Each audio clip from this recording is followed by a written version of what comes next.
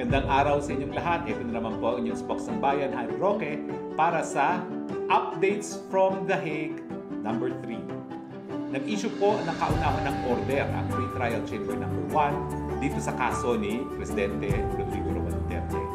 Dito sa order neto, inutusan ng ating hukuman na ilabas ng prosekusyon ang lahat ng ebidensya laban kay dating Presidente Duterte.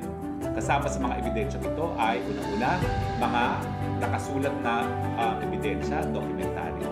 Pangalawa, yung mga testigo, mga ebidensya o testimonial evidence. Number 3, physical evidence. No? Kung ano man ang physical evidence na merong hawak ang prosecution kasama na ang mga videos at mga tapes. Now, ang nakapagtataka, bakit inaresto muna ang dating Pangulong Duterte na hindi sinasabi kung ano yung ebidensya laban sa kanya? Bakit ngayong nakakulong siya, dito pa lang sasabihin ko ng ebidensya? Sanay tayo sa sistema sa Pilipinas na bago maisampa ang kaso sa korte, dadaan sa piskalya. At sa piskalya, nagsasampa ng complete affidavit at nandun ang lahat ng ebidensya. Pagdating sa hukuman sa Pilipinas, ang laman ng file ng piskal yung mga ebidensya na nakalap sa piskalya.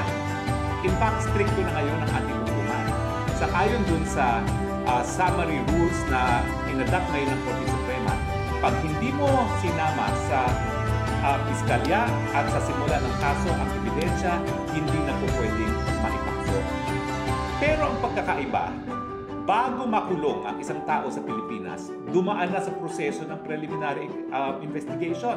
Bakit may preliminary investigation? Para nga malaman kung merong ebidensya na merong krimen na nagawa at yung tao na nasasaktan ang posibleng gumawa ng krimen na yan. Dahil kung wala namang ebidensya laban sa taong yan, bakit mag-aaksaya ng panahon at ng resources ng gobyerno sa paglilitis? Pero dito sa ICC, kakaiba ang proseso. Huli ka muna, kulong ka muna, bago mo malalaman ang ebidensya laban sa iyo. Tama ba yun?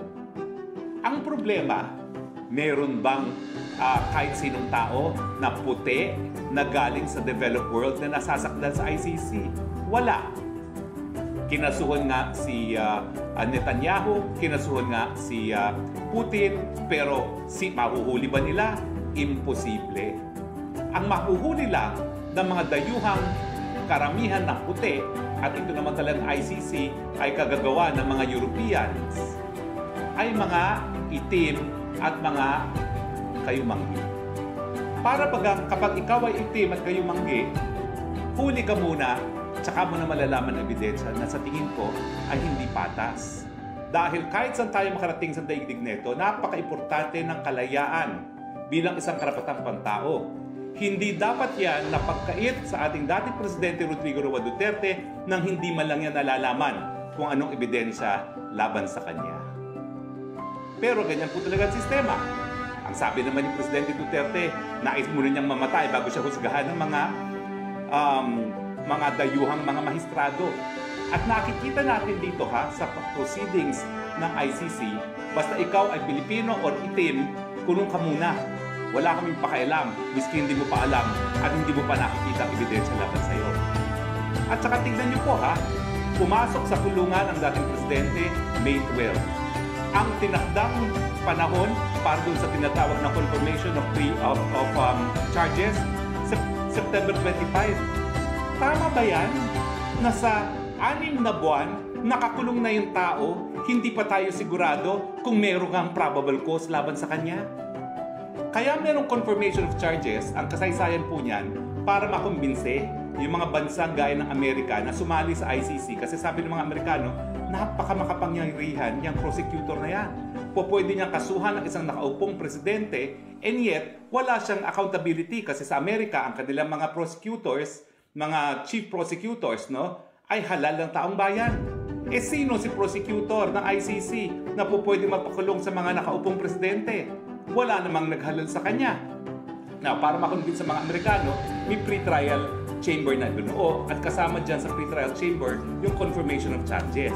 Dyan palang malalaman kung merong probable cause. Kasi yung warrant of arrest na issue lang ng reasonable basis. magkaiba po yung reasonable basis. Kumbaga, ito ang reason sa civil cases, preponderance of evidence. Ito, para for purposes of warrant of arrest ICC, reasonable grounds. Ito, probable cause, confirmation of charges. Ito, guilt beyond reasonable doubt ang pinakamataas. O pwede ba yun? Nakulong ka na lang 6 months, kapag sinabi pa lang walang probable cause, paano mo maibabalik yung 6 na buwan na nawala sa buhay ni Presidente Rodrigo Roa Duterte? Huwag naman po sana mangyari, Panginoon. Kung may mangyari sa pagkatao ni Presidente doon sa 6 na buwan na yon, na hindi pa man sigurado kung merong probable cause dahil ng confirmation charges, ang initial hearing 6 na buwan pagkatapos sa kanyang pagkaka-aresto.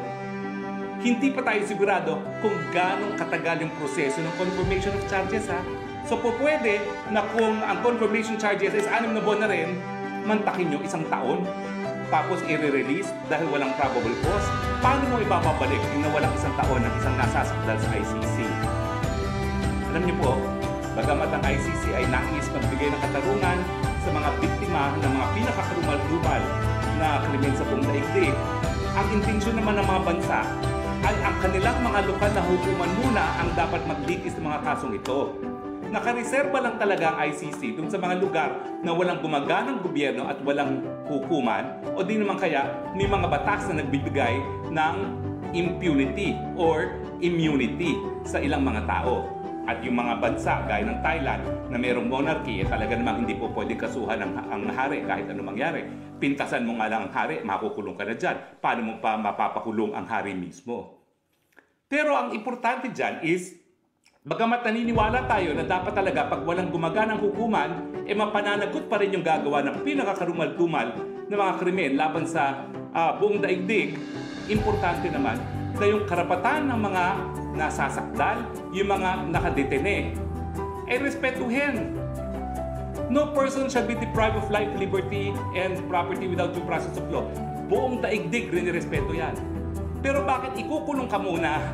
6 months later, malalaman mo kung ano ang ebidensya. Tama ba yan? Hindi. Dahil yung 6 months na pinagkait mo ang kanyang kalayaan, that is deprivation of due process dahil na nakulong mo na siya, nawala ang kalayaan niya sa 6 na buwan, and yet hindi niya alam kung anong basihan ng kanyang pagkakakulong. At ang masakit pa, mga taong may kulay lamang ang linilitis ng ICC. Walang puti po na nalilitis sa ICC. Tayong mga may kulay lang ang pinagkakait ng karapatan ng kalayaan bago pa malaman sa unang piling. Kayo na po ang maghusga. Tama ba ho na pinagkait na ng kalayaan, kinidnap na ang ating presidente bago pa niya malaman ang ebidensya laban sa kanya? Alam ko po ang aking kasagutan. Hindi po yan makatarungan. Kayo po ang maghusga. Ito po ang inyong Spokes ng Bayan, live from the Netherlands, sa isa na namang kabanata ng Updates from The Hague.